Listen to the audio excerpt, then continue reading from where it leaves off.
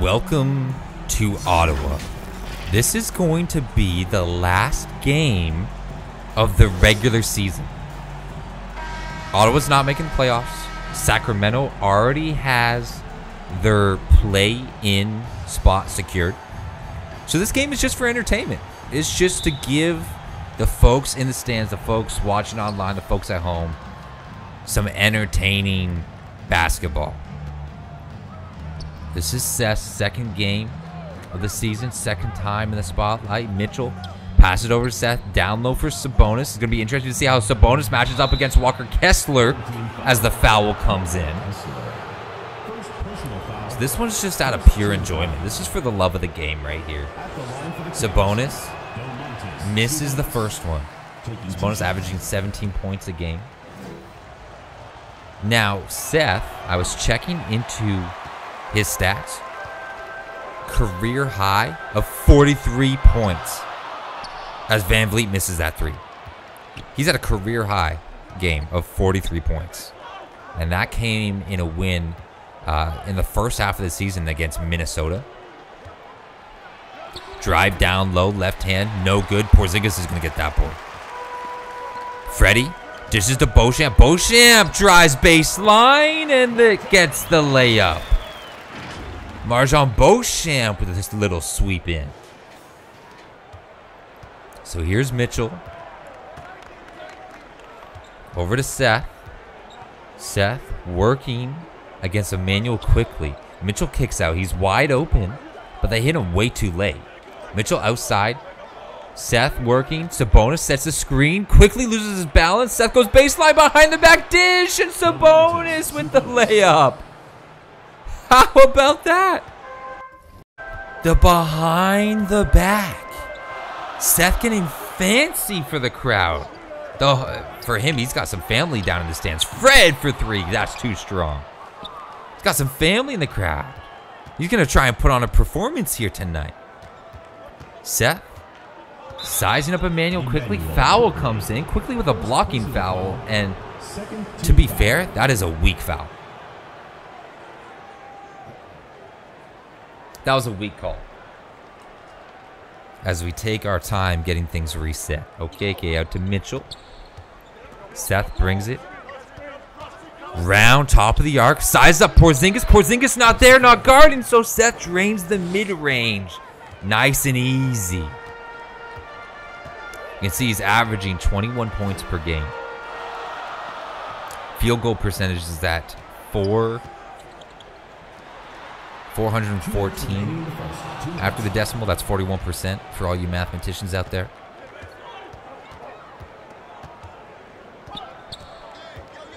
Cut in for the Kings, working into the paint. Murray sees Kristaps, and so he's going to try and wind him around one-on-one. Tries to get the and one as he works to the inside of Kristaps. Not able to get it to fall. Murray knocks down the first one. And we got a big substitution coming in for Sacramento as Seth goes and sits on the bench. Sacramento has continued to go on the steamroll as Seth sat the rest of the first quarter. Colin Sexton tries to launch a three. Capella has absolutely gone off in the paint for the Kings. And if he can stay dangerous into that playoff run, then Sacramento can absolutely go deep.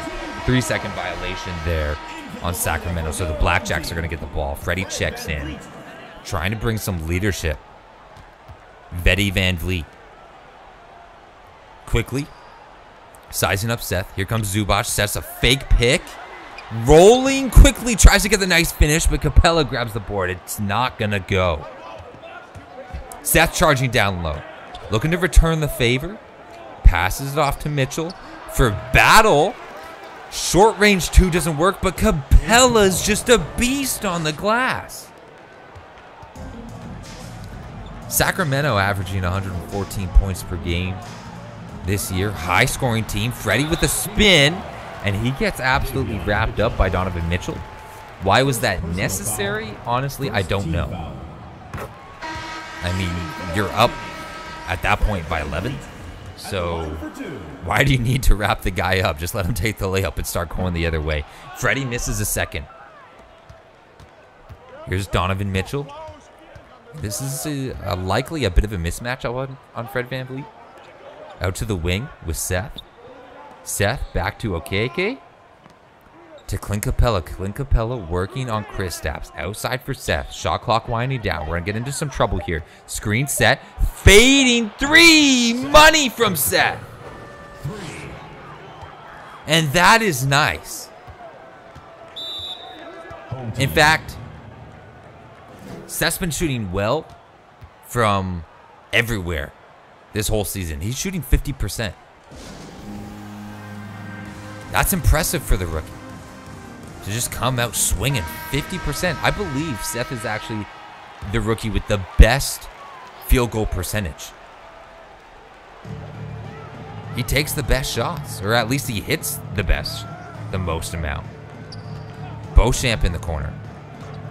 Seth's now matched up against Quickly.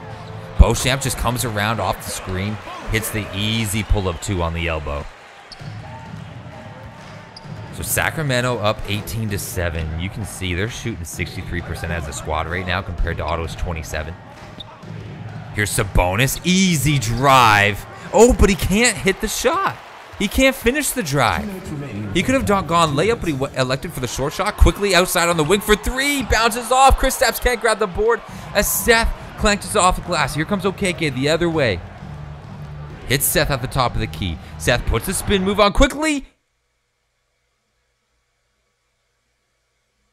And the game crashed.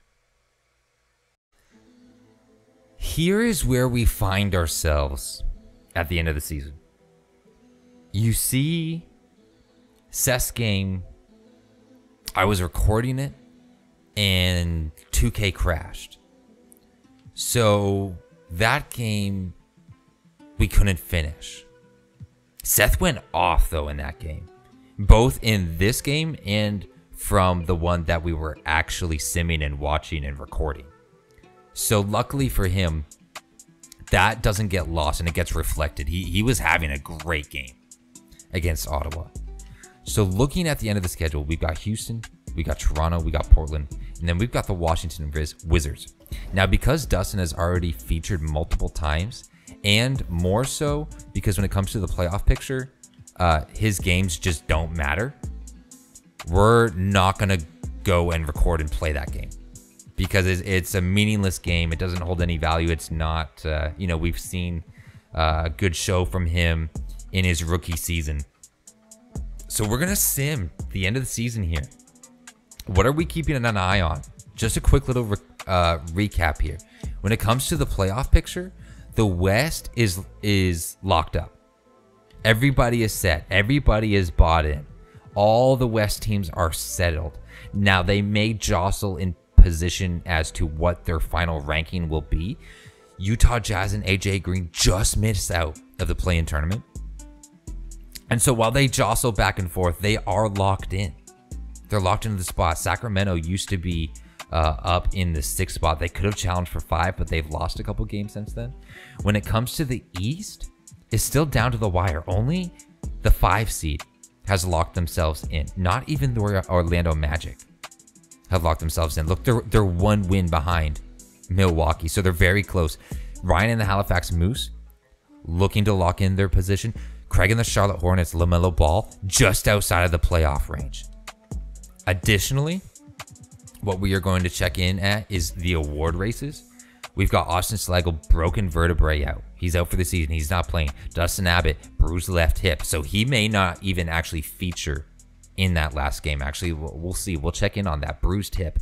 It says it's actually a playable injury. If we go to our injury page, it says it's playable, but he's only 1% healed. So I actually don't even know if Dustin will feature. Sam, AJ, Seth have all, especially AJ, has been in Rookie of the Year contention the whole season. But the door's wide open because we got multiple people injured. So it's time to pad stats. And that's exactly what Seth did. He went out and got a 39-point game. Huge for the man. So here we go. Let's wrap up this season. First, we've got Houston. Nobody's on Houston, so we're going to go past that. Ottawa gets the win. Raptors, nobody there. We're going to go past that. Ottawa gets the win again. We're not, boys. We're supposed to be tanking. We're supposed to be tanking. Let's catch a quick glimpse of the playoff picture. Are you serious? Charlotte and Halifax switched spots, and now Halifax can't get back into the playoffs? Really? I wasn't expecting that. Genuinely, I was hoping both Halifax and Charlotte would be able to make it into the playoffs. That's heartbreaking for Ryan and Halifax. That's heartbreaking. They had it, but they choked. What happened? Charlotte Hornets are on a current streak of win 2. Indiana Pacers are on a win 6. And Halifax is on a lose 4. They're on a lose 4. They've absolutely choked their playoff run. Now, they did win against Ottawa back here, but if they hadn't have got battered by Ottawa on March 17th, they're potentially in the playoffs. That's wild. Look, Dustin's not going to feature in the final game, so we're not going to play that. The season is over. The season is over. I can't believe it. I'm genuinely shocked. Philadelphia gets a play-in spot. Philadelphia gets a play-in spot. Halifax not going to feature in the playoffs. That is shocking. If anything, I thought Charlotte wasn't going to make it. Quick look at Rookie of the Year. Seth goes out. Craig comes in. So end of the year, just before we go through that last game, let's just take a look at this rookie report. Points per game. This guy named Jordan Hall just came out of nowhere and goes 26 points per game. 800 from field goal, perfect from 3-point range. How many games did this guy play? 1, 2, 3, 4. No, sorry, he played 1 game. Okay, that's why. So Jordan Hall does not get into consideration. So Sam Abbott leads the rookies in points per game. Seth next at 21.3, just beats Ryan at 21.2, who's a full point ahead of Austin. Then is JD Davison. Remember this guy from the Rising Stars game? What a rookie performance from him. He beats Craig in points per game by 0.2. There's Dustin at 16 points per game, and then AJ at 15.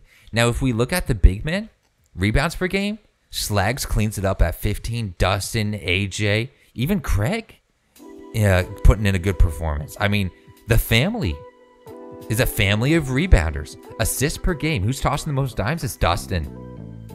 Slagle also finding people. AJ finding people. Sam next. Seth. Then Ryan. And then, Craig does like to go mellow mode. Field goal percentage. Obviously, you can't count those top guys because they've only played 1 game. Seth tops the field goal percentage over 500. And you've got to scroll a bit to get to Craig at 488. Scroll a little bit to get to Sam at 477. And now for the guards, 3-point percentage.